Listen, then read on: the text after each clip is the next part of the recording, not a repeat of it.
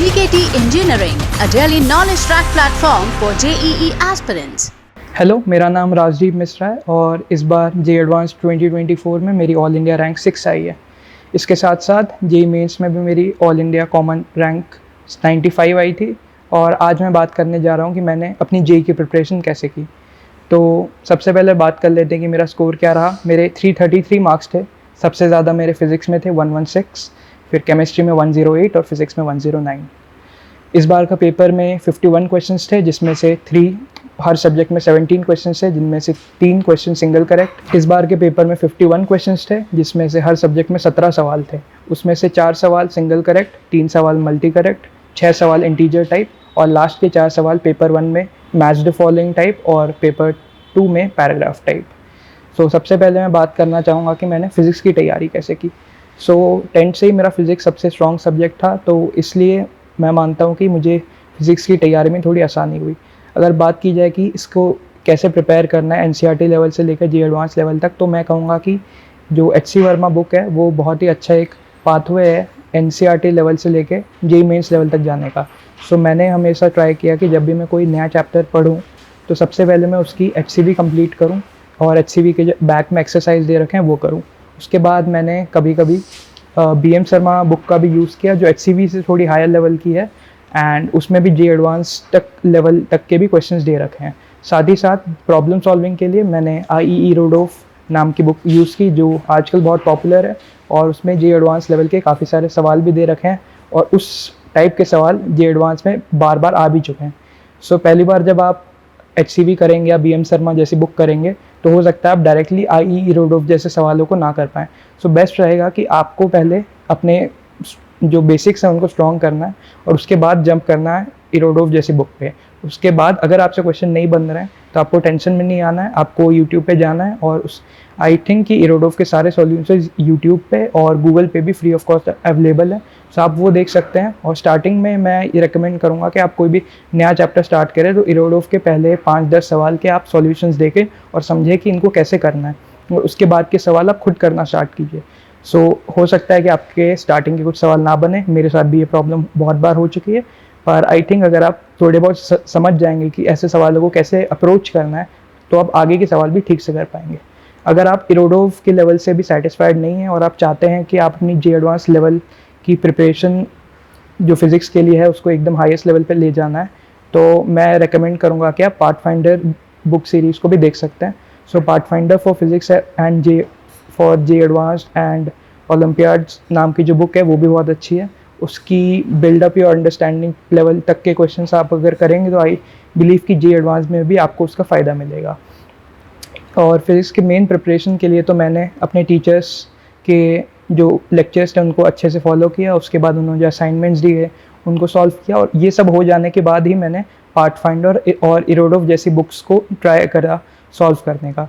So I will recommend कि अगर आप सेल्फ प्रिप कर रहे हैं अभी, तो सबसे पहले आपके लिए बेस्ट रहेगा कि आप ये जो चैप्टर आप जो भी चैप्टर कर रहे हैं फिज़िक्स का उसका एक लेक्चर देखिए, जो यूट्यूब पे आई बिलीव कि बहुत सारे फ्री ऑफ कॉस्ट बहुत अच्छे क्वालिटी के लेक्चर्स अवेलेबल है। आपको ये नहीं देखना कि वो लाइव होने चाहिए। आई बिलीव कि लास्ट ईयर के पूरे जो सीरीज़ अवेलेबल है वो भी सफिशिएंट क्वालिटी के हैं और उनसे भी काम चलाया जा सकता है।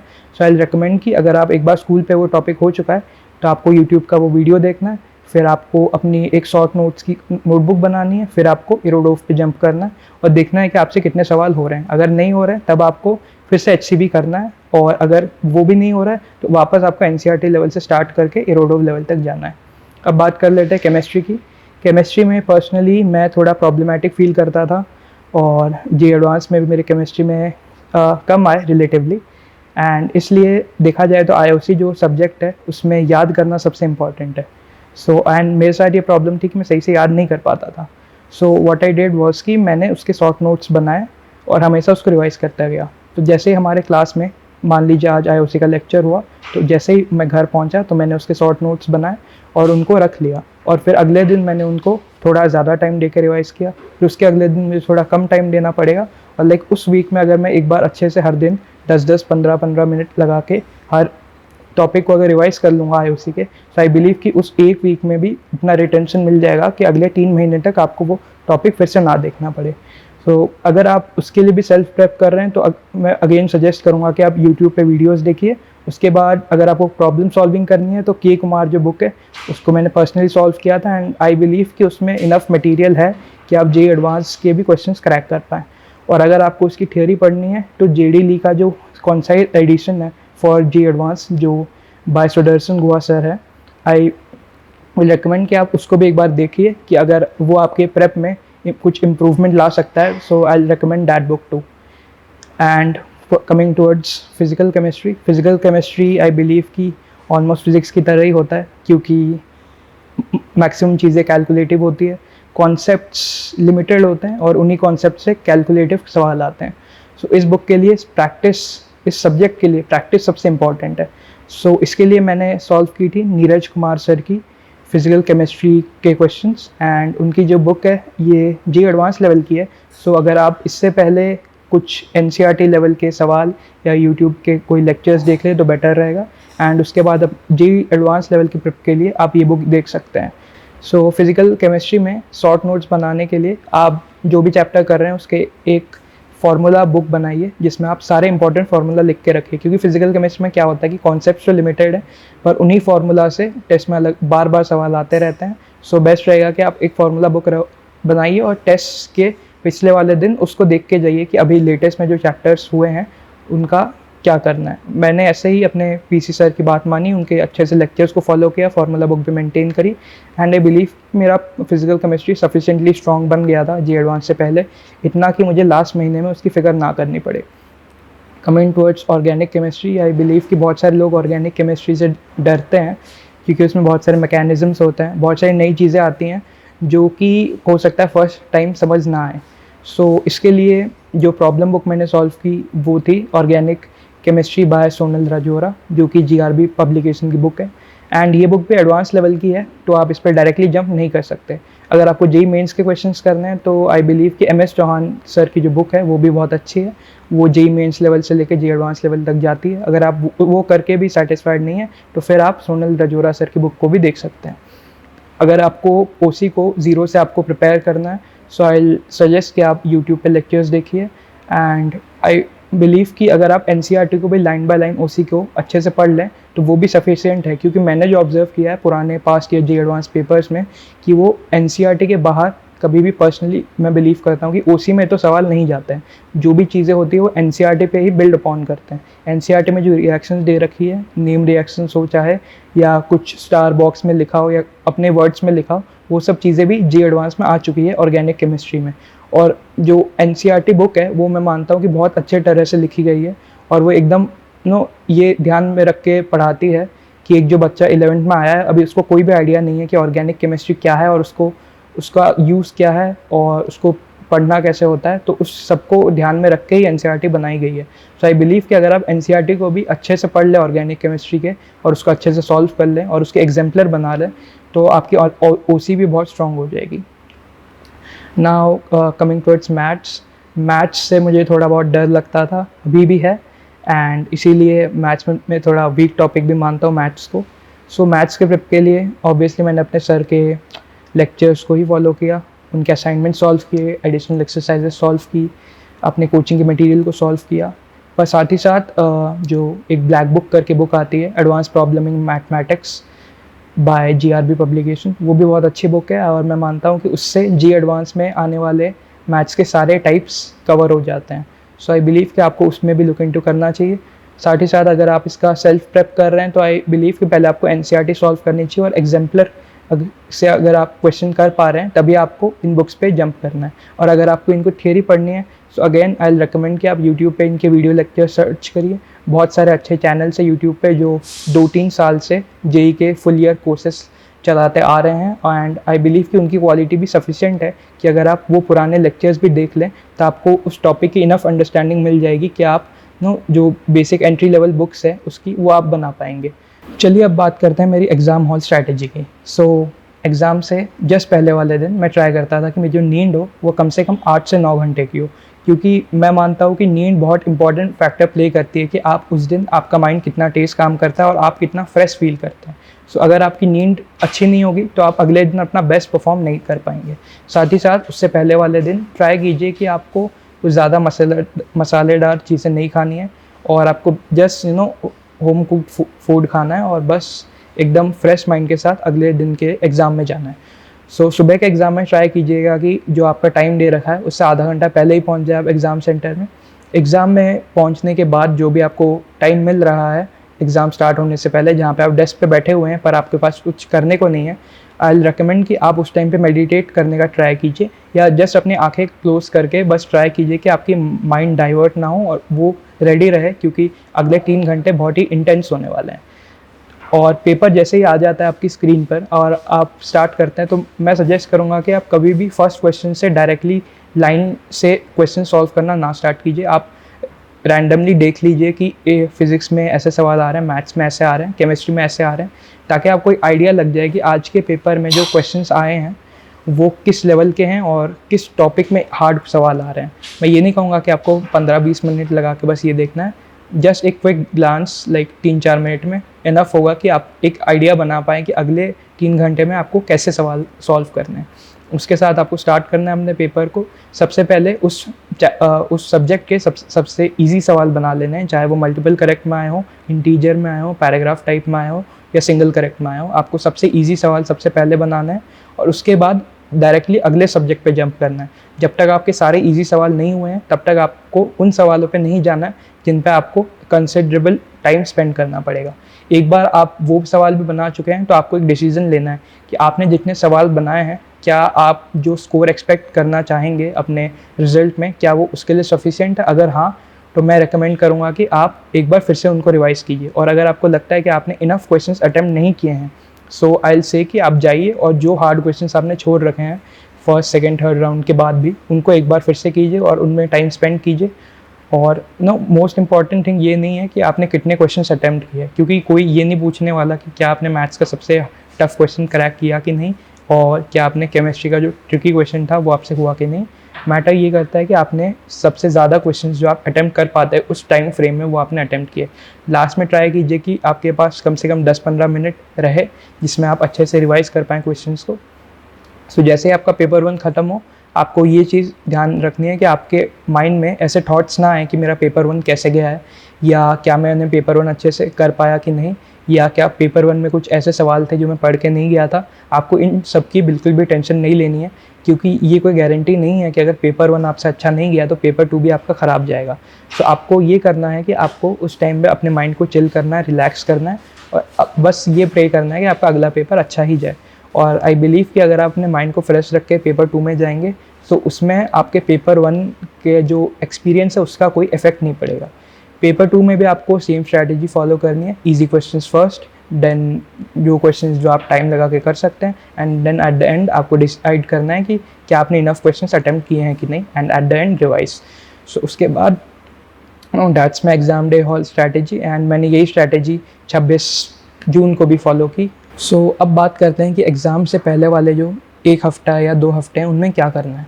सो जो चीज़ मैंने की, मैंने अपने टीचर्स की सलाह मानी। पहली बात कि उन्होंने ये कहा कि आपको कोई भी नई चीज़ नहीं पढ़नी, आपको कोई भी नई बुक सॉल्व नहीं करनी, आपको कोई भी ऐसा कॉन्सेप्ट फिर से समझने की कोशिश नहीं करनी जो आपने लास्ट 2 साल में स्किप कर रखा है। आपको बस करना ये है कि जो टॉपिक्स पे आपको भरोसा है उस कॉन्फिडेंस को 100% से 150% पे लेके जाना है। आपको उन टॉपिक्स में इतना मास्टरी हासिल करनी है कि उस टॉपिक से सवाल आए तो गलत हो ही ना, रादर दैन कि आप बस ढूंढते रहें कि किस नई किताब में क्या नए सवाल आए हैं। आई सजेस्ट कि आप अपने नोट्स एक बार रिवाइज़ कीजिए, जो आपने शॉर्ट नोट्स लास्ट 1 साल 1.5 साल में बनाए हैं उनको अच्छे से रिवाइज़ कीजिए। और आई बिलीव कि अगर आपने अच्छे सफिशिएंट नोट्स बनाए हैं तो जो सवाल आएंगे आपके ही नोट्स से आएंगे, एंड वो सफिशिएंट भी होंगे जो आप स्कोर एक्सपेक्ट कर रहे हैं उसके लिए। साथ ही साथ ट्राई कीजिए कि जो एग्ज़ाम डे वाला, जो एग्ज़ाम टाइम वाला स्लॉट है, आपको उसी टाइम पे वैसे ही पैटर्न के पेपर्स भी देने हैं जो अलग अलग कोचिंग इंस्टीट्यूट्स या अलग अलग ऑनलाइन जो प्लेटफॉर्म्स है वो प्रोवाइड कर रहे हैं। आपको उसी स्लॉट 9 से 12 और 2:30 से 5:30 में वो पेपर्स अटेम्प्ट करने हैं। फिर रात को उनको आपको देखना है कि आपने क्या गलतियाँ की, क्या कॉन्सेप्ट्स आपके मिसिंग थे, क्या क्वेश्चंस आपके सिली मिस्टेक हुए, और एक चीज़ आपको और ध्यान देनी है कि आपको देखना है कि आपने किस क्वेश्चन पे कितना टाइम स्पेंड किया। आई बिलीव कि बहुत सारे प्लेटफॉर्म्स पे, और आप खुद भी इसको थोड़ा ट्रैक रख सकते हैं इस चीज़ का कि आपने किस चीज़ पे कितना टाइम स्पेंड किया। आई बिलीव कि मोस्ट इंपॉर्टेंट फैक्टर जिसकी वजह से स्टूडेंट्स अपने पोटेंशियल से कम मार्क्स लाते हैं वो ये है कि वो कुछ ऐसे क्वेश्चंस में उलझ जाते हैं जो उनसे सॉल्व ही नहीं किए जा सकते। मतलब हो सकता है कि वो अगले दिन फ्रेश माइंड के साथ उनको सॉल्व किए तो हो सकता है वो हो जाए, पर उस दिन उस टाइम पे हो सकता है वो क्वेश्चन उनसे सॉल्व ही ना हो पाए। और ऐसे क्वेश्चंस में लोग 10 मिनट, 15 मिनट, 20 मिनट तक बर्बाद कर देते हैं, और उसके बाद उनको रियलाइज़ होता है कि उन्होंने क्या गलती की है।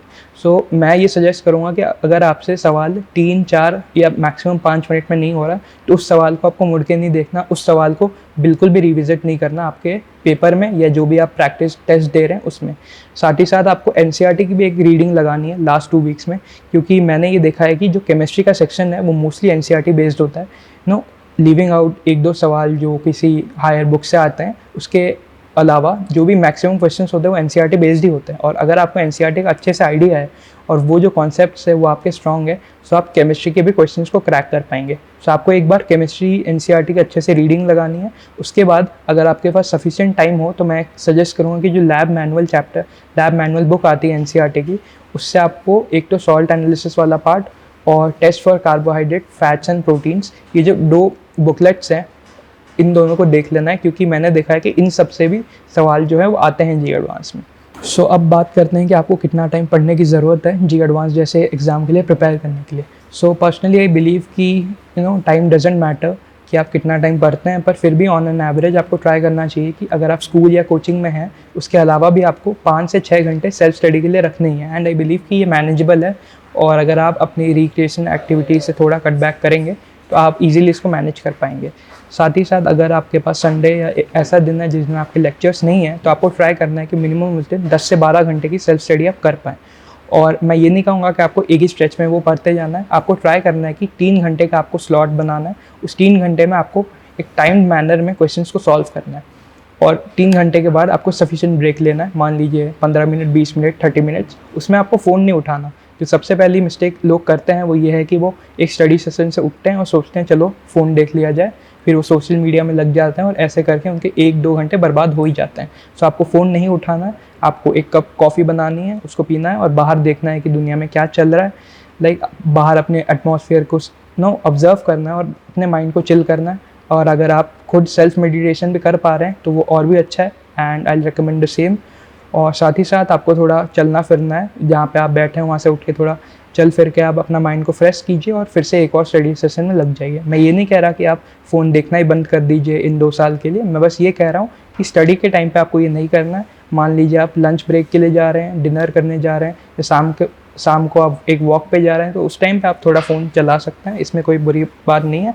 तो ये ट्राई करना है कि आपको अपने स्टडी आवर्स में फ़ोन से दूर ही रहना है, क्योंकि एक बार अगर आप उससे डिस्ट्रैक्ट हो जाते हैं तो उससे बाहर निकलना थोड़ा मुश्किल रहता है। सो let's talk about social media. अगर आप 2024 में रह रहे हैं तो ऑब्वियसली सोशल मीडिया एक बहुत बड़ी चीज़ है जिसका हमारी लाइफ पे भी बड़ा इम्पैक्ट है। पर ये मैं कहना ज़रूर चाहूँगा कि ऐसा नहीं है कि सोशल मीडिया के बिना रहा नहीं जा सकता।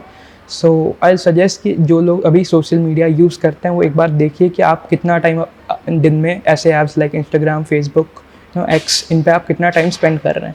आई से कि अगर आप मैक्सिमम 30 मिनट्स स्पेंड कर रहे हैं on social media then that's not a big cause for concern. पर अगर आप उससे ज़्यादा टाइम स्पेंड कर रहे हैं तो आई थिंक कि आपको थोड़ा कट बैक करने की ज़रूरत है। इसके लिए मैं रेकमेंड करूँगा कि आप कुछ ऐप्स ऐसे डाउनलोड कर सकते हैं जिसके लिए आप पर्टिकुलर ऐप्स पे टाइम लिमिट लगा सकते हैं कि इस ऐप को इस दिन और आज इतना ही टाइम में यूज़ कर सकता हूँ। सो मैंने हमेशा ये ट्राई किया है कि मैं अपने apps like YouTube, WhatsApp, Facebook, इन सब पे एक टाइमर लगा के रखूँ कि दिन में मैक्सिमम वो 20 या 30 मिनट्स के लिए ही यूज़ हो सकते हैं। साथ ही साथ मैंने इन लास्ट 2 ईयर्स और अपने लाइफ में भी कभी भी किसी सोशल मीडिया पे अकाउंट नहीं बनाया apart from YouTube of course. And मैंने वही ट्राई किया कि मैं सोशल मीडिया से जितना ज़्यादा दूर रह सके दूर रहूँ। और व्हाट्सएप के लिए भी मैंने उसको तभी यूज़ किया जब उस पर कुछ असाइनमेंट्स आए या उस पर कुछ नोटिस आए मेरे स्कूल या मेरे कोचिंग से, और तभी मैं ट्राई करता था व्हाट्सएप पे मैसेज करने का। उसके साथ अगर किसी दोस्त से बात करनी है उसी के लिए मैं व्हाट्सएप यूज़ करता था, रादर दैन कि मैं लोगों को टेक्स्ट करता रहूँ at any time of the day कि वो क्या कर रहे हैं और क्या वो फ्री है कि नहीं। इन सब से मैं दूर ही रहा। सो let's talk about time management. आपके पास लिमिटेड टाइम ही है किसी भी चीज़ के लिए, और अगर आप स्कूल या कोचिंग में भी हैं सो ऑब्वियसली टाइम मैनेज करना बहुत ही हेक्टिक है।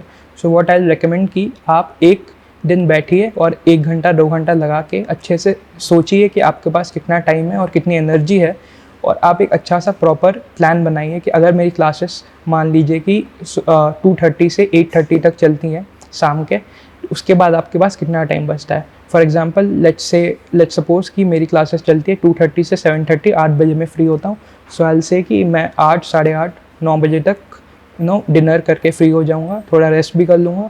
9 बजे से मैं पढ़ने बैठूँगा, 9 से 11:30 तक मैं टाइमली मैनर में पढ़ाई करूँगा, फिर सोने जाऊँगा 11:30, 12 o'clock, और उठने का टाइम हम फिक्स कर सकते हैं अराउंड 6, 6:30, 7, जो भी आपको सूट करे।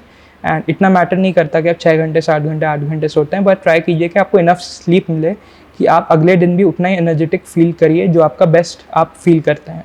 7 बजे आपको उठना है, फिर आपको थोड़ा टाइम देना है रेडी होने के लिए, फिर आपको अपने स्टडी स्लॉट को फिक्स करना है कि आज मैं पढ़ूंगा 8 से 12 तक या 8 से 11 तक, फिर मैं एक ब्रेक लूँगा।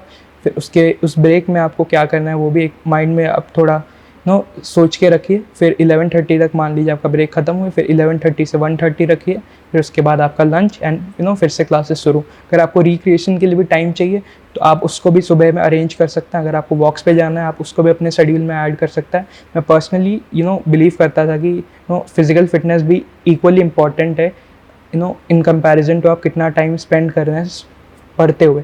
तो मैं ये ज़रूर ट्राई करता था कि अगर मैं सुबह ड्राउजी फील कर रहा हूँ तो मैं एक वॉक पे जाऊँ अराउंड 20-30 मिनट्स के लिए, जिससे मेरा माइंड फ्रेश हो जाए।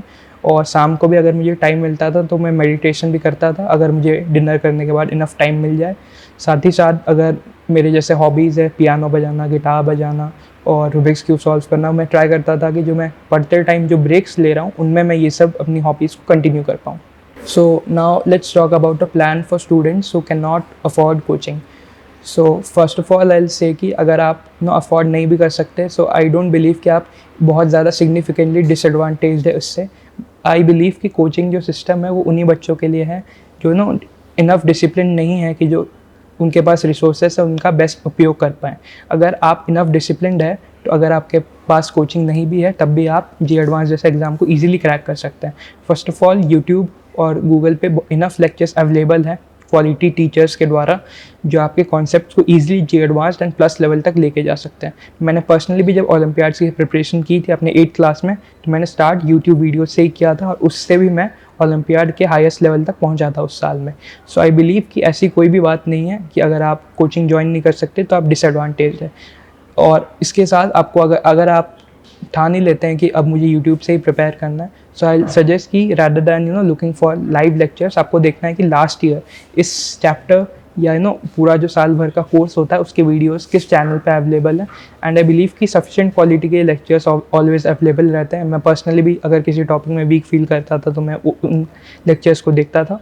सो आपको उन लेक्चर्स को देखना है, और अगर मान लीजिए कि आप फिर उन लेक्चर्स को देख के भी उस जो सफिशिएंट लेवल उस पर नहीं पहुंच पा रहे हैं तभी आपको किसी दूसरे चैनल पे जाना है। एंड आई बिलीव कि अगर आप एक चैनल के भी लेक्चर्स को अच्छे से देख लेंगे और समझ लेंगे और साथ ही साथ आप साइड में मैंने जो बुक्स बताई हैं उनको भी करते जाएंगे तो आप एक सफिशिएंट लेवल पे पहुंच जाएंगे कि आप जी मेंस और जी एडवांस जैसे एग्जाम्स का कट ऑफ क्लियर कर पाएँ और उसमें भी एक अच्छी रैंक स्कोर कर पाएँ। साथ ही साथ आपको एक चीज़ जो ध्यान में रखनी है वो ये है कि सिर्फ लेक्चर देखना सफिशिएंट नहीं है। जो आपको लेक्चर आपने देखा है उसके नोट्स बनाना और उसके रिगार्डिंग जो क्वेश्चंस उन्होंने दिए हैं या जो भी क्वेश्चंस आप अदरवाइज किसी बुक से सॉल्व कर रहे हैं वो भी इक्वली इंपॉर्टेंट है। एंड आई विल से कि अगर आप ये ना करके सिर्फ बिंज वॉचिंग की तरह आप लेक्चर्स देखते जाएं तो उसका कोई भी फ़ायदा नहीं है। साथ ही साथ अगर ट्राई कीजिए कि अगर आप एक लेक्चर देख रहे हैं जिसमें आपको लग रहा है कि थोड़ा टाइम वेस्ट हुआ जा रहा है तो आप उसको स्किप कीजिए और डायरेक्टली जंप कीजिए जो इंपॉर्टेंट सेक्शन है जो जहाँ पे पढ़ाई करना स्टार्ट होता है आप डायरेक्टली वहाँ जंप कीजिए। और एक अपने माइंड में ये रखिए कि अगर आप पढ़ रहे हैं तो आपको दूसरी वीडियो से डिस्ट्रैक्ट नहीं हो रहा। हो सकता है एक नया टेक रिव्यू आ रहा है, हो सकता है कोई नया व्लॉग आ रहा है, वो आपके साइड में होगा, पर आपको इनफ डिसिप्लिन रहना है कि आप जिस चीज़ में लगे हुए हैं आपको उसी में लगे रहना है। एंड उसके साथ आपको ये बुक्स करनी है एंड आई बिलीव कि आप उससे इनफ लेवल पे पहुंच ही जाएंगे कि आप जी एडवांस को क्रैक कर पाएँ। So let's talk about how to revise फार्मूले। So obviously physics chemistry maths में इनफ फार्मूला हैं कि अगर आप उनको बार बार रिवाइज ना करें तो आप उनको भूल जाएंगे और एग्ज़ाम में जो इजी सवाल है उनको भी क्रैक नहीं कर पाएंगे। तो सबसे पहली चीज़ जो आपको याद रखनी है कि आपको एक फार्मूला बुक मेंटेन करनी है, फिज़िक्स के लिए भी, केमिस्ट्री के लिए भी, केमिस्ट्री में पीसी के लिए और मैथ्स में भी। उनमें आपको उन्हीं फार्मूलों को लिखना है जो आपको लगता है कि आप बार बार भूल जाते हैं, या ऐसे फार्मूले जो हो सकता है बहुत लंबे हैं या जो आपको यूजुअली याद नहीं रहते हैं, और उनको आपको लिख के रखना है और हर वीक उनको एक बार रिवाइज करना है। जब भी आप रिवाइज करें और आपको एक फार्मूला याद ना हो तो उसको आपको रेड पेन से टिक करना है, ताकि आपको याद रहे कि नेक्स्ट टाइम जब आप ये करेंगे तो आपको थोड़ा एक्स्ट्रा फोकस रखना है उस फार्मूले पे। अगर इस फार्मूला बुक को आप अपने हर टेस्ट से पहले एक बार रिवाइज करते रहेंगे तो आई बिलीव कि वो आपको स्कोर्स को भी सिग्निफिकेंटली बूस्ट करेगा। सो let's talk about mental health और आपको अपने आप को कैसे मोटिवेटेड रखना है ड्यूरिंग दिस 2 years और 1 year if you are dropper. So मैंने जो किया वो चीज़ ये थी कि मैं अपने फैमिली से प्रॉपर कांटेक्ट में रहा, हर दिन उनको बताता था कि आज का डे मेरा कैसा गया और आज मैं क्या प्लान किया था और क्या मैं नहीं कर पाया, और या फिर मैं क्या एक्स्ट्रा अचीव कर पाया जो मैंने प्लान किया था उससे। तो अगर आप ये सब करेंगे तो आपके पास कम से कम एक सपोर्ट सिस्टम रहेगा जो आपको रोकेगा डिप्रेशन और इन सब चीज़ों में जाने से। साथ ही साथ आपको ट्राई करना है कि आपको फ्रेंड्स के साथ भी थोड़ा टाइम स्पेंड करना है दिन में, और हो सकता है आप उनके साथ कभी, अगर आपको संडे को टाइम मिले तो आप मूवी देखने चले जाइए या आइसक्रीम पार्लर में चले जाइए, ताकि आपका जो मेंटल हेल्थ है वो भी अच्छा रहे। साथ ही साथ आपको ये भी ट्राई करना है कि आपको जो फिज़िकल फिटनेस है उस पर भी आप इनफ ध्यान दें, आपको वॉक्स पे जाना है।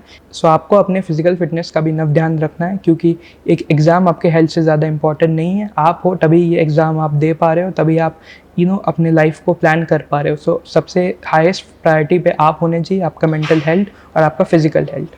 सो इन कंक्लूजन मैं यही कहना चाहूँगा कि आपको सबसे पहले एक प्लान बनाना है कि अगले 6 महीने, अगले 1 साल में आपको क्या करना है। आपको एक पर्टिकुलर यूट्यूब चैनल कह सकते हैं उनको ज्वाइन करना है, या अगर आप सेल्फ प्रेप कर रहे हैं तो आपको एक सेट ऑफ बुक्स लेनी है और उन पे ट्रस्ट रखना है। आपको अपने सिस्टम पे ट्रस्ट करना है और आपको खुद पे ट्रस्ट करना है कि जो आपने प्लान बनाया है अगले 6 मंथ्स के लिए वो आपके लिए सफिशिएंट है, और ज़रूर आप ऐसे JEE एडवांस जैसे एग्ज़ाम को क्रैक कर पाएंगे। My best wishes for excelling in exams like JEE mains and JEE advanced.